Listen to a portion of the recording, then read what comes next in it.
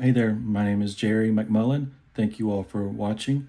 This video is for Dr. Luckett and her class about evidence-based research, and we're going to talk about tobacco cessation. Thank you.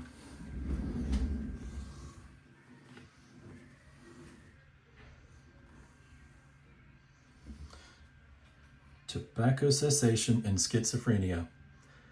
For those of you who don't know, I work in a program called Assertive Community Treatment, and it's especially for people who struggle with schizophrenia, schizoaffective, or major depression with schizo or psychotic features. And most of the people who we help, they use tobacco in some form or another. Some, like chewing, and mostly it's smoking or electronic vaping. But for the purpose of this project, we're going to talk about those who smoke tobacco. There we go. Okay, so implementing evidence-based pharmacotherapy and cognitive behavioral therapy to address health disparities. Okay. The burden of tobacco dependence. So smoking is a significant modifiable contributor to health disparities in individuals with severe mental illness. Despite the availability of effective treatments, tobacco dependence often remains undertreated in behavioral health settings. I know this to be true, especially because it seems like so many of the problems that people deal with are higher ranking or of more, importance just because of their personal safety. Like if they're dealing with like acute psychosis where they're really delusional or having a lot of symptoms like seeing things or hearing things that are not there, and you're just trying to promote their safety, and you're really wanting them to take their medication. Things like morbid obesity or poor diet and smoking, those tend to get drop down on the tier of importance just because the goal is to keep the clients out of jail, keep them out of the hospital, and keep them alive, and to help them have hope for the future for recovery. So cessation is a challenge by nicotine withdrawal with psychiatric symptoms. The trials that are out there, they indicate that people with severe mental illness can benefit quite a great deal from the active pharmacologic intervention. And for this purpose is going to be Varenicline. The central clinical decision focuses on combining Varenicline with structured behavioral support to improve 3 to 6 month abstinence.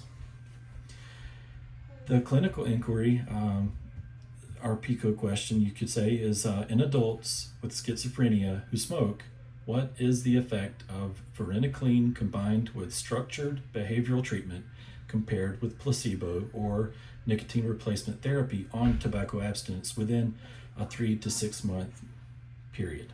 Okay. The search and strategy and results, we use different databases to look it up with keywords like schizophrenia, Varenicline, cognitive behavioral therapy, smoking abstinence, relapse prevention, all that. So you got all these ones that we find here in our online library. PubMeds and all, PsycInfo, there's quite a few. And so the criteria was wanting to include randomized controlled trials, systematic reviews, and meta-analysis involving adults with severe mental illness or schizophrenia spectrum disorders.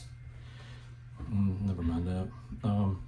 Key synthesis: 74 random controlled trials involving over 11,000 adults provided high certainty evidence for Varenicline efficacy. Okay. High certainty evidence supports Varenicline as the leading pharmacologic treatment for severe mentally illness smokers. 10 additional people achieve long-term abstinence per 100 treated, so that's pretty good. Comparable efficacy in patients with and without psychiatric illnesses. The structured behavioral support is the CBT, cognitive behavioral therapy, and sustained behavioral interventions complement the pharmacotherapy by addressing the psychological components of dependence. So, systemic reviews support CBT for general smoking cessation, according to Chang. Sustained care interventions lead to greater engagement and abstinence in hospitalized psychiatric patients. Behavioral treatment integrated into mental health services reduces the treatment disconnection. So, according to Evans, they demonstrated that continued Varenicline plus group CBT significantly reduces relapse during the maintenance phase. Evidence supports the clinical concept of combination treatment to sustain early abstinence achieved via medication. Safety and clinical monitoring. Okay. The neuropsychiatric safety Eagles trial analysis found that no clinically meaningful excess of neuropsychiatric events with varenicline and schizophrenia spectrum patients. So there is that whole thing about the safety warnings that go along with the medication, and believe me, whenever it was advertised on television not long after it was introduced, there is a whole host of adverse effects that can happen. And wouldn't you imagine, one of the things that can occur are increase of suicidal thoughts. So unfortunately that comes with this drug as well, but according to what they found, it was not a meaningful impact on the safety from the tests that they looked at. So the metabolic considerations is smoking cessation induces the CYP1A2, and that is potentially altering the metabolism of psychotropic meds. So the dose adjustment may be necessary, and so it has to be watched. So the CYP1A2 is the same thing that is helping to metabolize medications, and even like with some foods like cruciferous foods and like grilled meat, like the char on the meat involves the use of the CYP1A2. It's interesting. The clinical setting, the implementation is designed for behavioral health clinics or psychiatric outpatient facilities where patients with schizophrenia receive routine care. So standard setting, nothing that decadent or anything. I've never seen a place like that other than the movies. Standardizing screening and treatment with existing psychiatric workflows ensures continuity and professional oversight. The ARCC model preparation was the assessment of the culture. Of course, you got to look at who you're working with. Are they ready? Are they willing? Are they going to be, agreeable or cooperative? And you got to see where they lie and where the baseline tobacco screening rates are. Of course, you want to identify your facilitators, people who are going to help you push this thing through and make, meaningful change, so you can leverage internal expertise and the willingness of staff to improve long-term health outcomes for the patients. So the barriers are, there's always barriers, right? But there's time constraints, staff knowledge gaps regarding varenicline safety, and lack of structured CBT protocols. And honestly, I don't know where you guys work, but you're ideally going to want to work with people who don't currently use tobacco. It would be hard to teach people that they don't need to have tobacco, or that it's harmful if you're currently using it and you share cigarettes with the patients on the regular. Yeah, bad, but it happens. I've seen it. EBP readiness, utilize assessment data to tailor the implementation plan to a specific clinical site need.